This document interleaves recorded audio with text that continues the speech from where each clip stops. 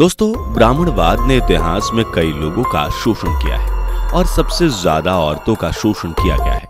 ब्राह्मणों ने अपने हिसाब से वेदों की रचना की और समाज में रहने वाले बाकी समुदाय के लोगों को जीवन जीने के तरीके बताए। लेकिन ब्राह्मणवादी सोच के पीछे वेदों में छिपी गंदगी को आज हम आपके सामने उजागर करने वाले हैं। जी हाँ दोस्तों, ब्राह्मणों द्वारा किस तरह से औरतों का शारीरिक शोषण हुआ, उन्हें हमेशा कमजोर बनाकर रखा गया, आपको बताएंगे कैसे ब्राह्मणों ने वेदों की रचना कर औरतों के साथ और भी जुल्म किए। और उनमें एक था घोड़े के साथ औरतों का शारीरिक संबंध बनाने के लिए मजबूर करना। क्या है अश्वमेध यज्ञ के पीछे की प्रथा, जिसके बारे में जानकर अक्सर लोग हैरान रह जाते हैं। क्या वाकई में वेदों की रचना के पीछे ब्राह्मणों की गंदी सोच छिपी हुई है?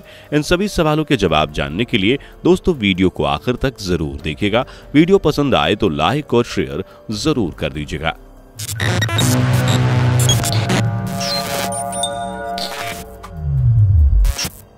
आदिकाल से लेकर आधुनिक काल तक औरतों पर हर युग में जुल्म किया गया है। औरतों को हमेशा ही कमजोर समझा गया। आधुनिक काल में औरतों ने शिक्षा हासिल कर अपने लिए जिंदगी को और भी बेहतर बनाया है और अपने हक के लिए लड़ाई लड़ना शुरू भी किया है। लेकिन आपको ये बात जरूर मालूम होगी कि कैसे पुराने समय में औरतों के साथ जुल्म किया गया था।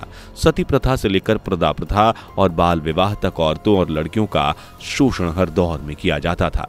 जब किसी औरत का पति मर जाता था तो उसका सर मुंडवा दिया जाता था। जैसे समाज आगे बढ़ने लगा, ब्राह्मणों ने अपने फायदे के लिए कई तरह के कायदे कानूनों को बनाया। उसी क्रम में ब्राह्मणों ने वेदों की रचना की। इन वेदों में ब्राह्मणों ने जो लिखा उसे अगर आप सरलता से और गहराई से पढ़ें और समझने की कोशिश करें तो आपको मालूम होगा कि कैसे स्त्रियों के लिए ब्राह्मणों ने अपनी बीमार मानसिकता का प्रदर्शन किया है।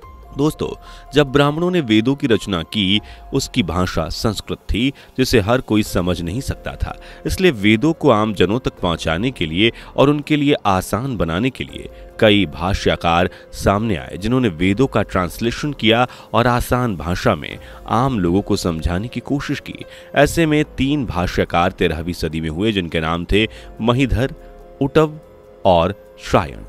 इनमें पहले वेद का भाष्यकार किसी ने भी करने की कोशिश नहीं की थी। दोस्तों, जैसे जैसे वक्त बदलता गया और लोग आधुनिकता की तरफ बढ़ते चले गए, वैसे वैसे इन वेदों की भाषा को बदला गया और इनमें कई शब्दों को पूरी तरह से निकाल ही दिया गया। इसलिए अगर आपको वेदों का सही अर्थ और असल वेदों का ज्ञान चाहिए तो पुराने वक्त की वेद पढ़िए। इसलिए आज हम आपको आचार्य महिधर की ट्रांसलेटेड यजुर्वेद का सरल रूप समझाने वाले हैं। दोस्तों, आचार्य महिधर ने वेदों का भाष्याकार संस्कृत में किया हुआ है और उसे 18वीं शताब्दी में महर्षि दयानंद सरस्वती जी ने आसान भाषा में ट्रांसलेट किया था। इसके अलावा आचार्य वेदांत तीर्थ जी ने ऋग्वेद का भाष्याकार भी किया। और आपको बता दें कि वेदों को समझने के लिए डॉक्टर सुरेंद्र वर्मा शर्मा अज्ञात की जब किताब क्या बालो भीत पर खड़ा है हिंदू धर्म भी काफी उपयोगी है। दोस्तों, ऋग्वेद के 8वें मंडल के 33 सूक्त के 17वें मंत्र को जरा देखिए। इंद्र शिक्षित लगा तब बब्री स्त्रियां आशाय सम मना उतो अह क्रतुम रघुम। इस मंत्र का हिंदी ट्रांसलेशन करें तो इसका मतलब होता है, स्वर्ग के राजा इंद्र ने कहा कि महिला के मन पर शासन करना संभव था, स्त्री की बुद्धि छोटी होती है। इस मंत्र का ट्रांसलेशन वेदांत तीर्थ ने कुछ इस तरह किया कि इंद्र का कहना है कि स्त्रियों के मन पर शासन करना बड़ा ही दुष्कर कार्य है, क्योंकि स्त्रियों का मन बहुत ही चंचल और चलायमान होता है। दोस्तों, ये वेदों की ही वाणी है, जिसे समझना किसी भी समझदार व्यक्ति के बस की बात नहीं है, क्योंकि स्त्रियों के बारे में ऐसी बातें शायद ही कोई ईश्वर करेगा। इन वेदों की रचना ब्राह्मणों ने की और ये बात आम लोग भी जानते हैं, लेकिन इसे ईश्वरीय वाणी कहकर ही पेश किया जाता रहा है। लेकिन हम यकीन से कह सकते हैं कि किसी भी ईश्वर ने स्त्रियों के बारे में ऐसी बात नहीं कही होगी। अब ऋग्वेद के 10वें मंडल के 95वें सूक्त के 15वें मंत्र को पढ़िए।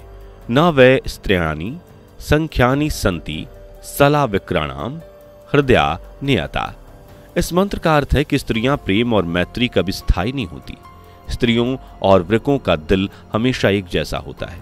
जिन लोगों को यहाँ वृकों का मतलब नहीं मालूम, उन्हें बता दिया जाए कि वृक का मतलब भेड़िया होता है और इन मंत्रों में ऋग्वेद में औरतों को भेड़ियों के समान बताया गया है।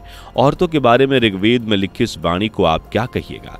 औरतों के कैरेक्टर पर सीधे सीधे वार करता है ये मंत्र। कौन सी स्त्री अपने प्रेम में स्थायी नहीं होती? ये किसी ही औरत का स्वभाव हो सकता है, लेकिन सभी औरतों का कैरेक्टर नहीं। इसी तरह वेदांत तीर्थ ने भी ऋग्वेद का ट्रांसलेशन करते समय औरतों की तुलना भेड़ियों से की और उन्हें एक समान बताया। दोस्तों, औरतों को वेदों में नीचा दिखाने और उन्हें इस्तेमाल की वस्तु के रूप में दिखाया गया है ताकि औरतों को मनमर्जी से शोषण किया जा सके, उन्हें उनकी ही नजरों में गिरा दिया जा सके। दोस्तों, यजुर्वेद में अश्वमेध यज्ञ के बारे में बताया गया है कि आपने कभी न कभी इस यज्ञ के बारे में जरूर सुना होगा, लेकिन क्या आपको अश्वमेध यज्ञ की पूरी सच्चाई मालूम है? आइए आपको बताते हैं क्या है अश्वमेध यज्ञ और इसे कैसे किया जाता है। दोस्तों, यजुर्वेद के 23वें चैप्टर के 19वें मंत्र में आचार्य महिधर के भाष्य को स्वामी दयानंद सरस्वती इस तरह लिखते हैं: गणानंतवा गणपति हवामहे, प्रियनंतवा प्रियापति और हवामहे, निधिनंतवा निधिपति हवामहे, वसुममम अहम जनामि गर्भाधाम त्वजासी गर्भाधाम।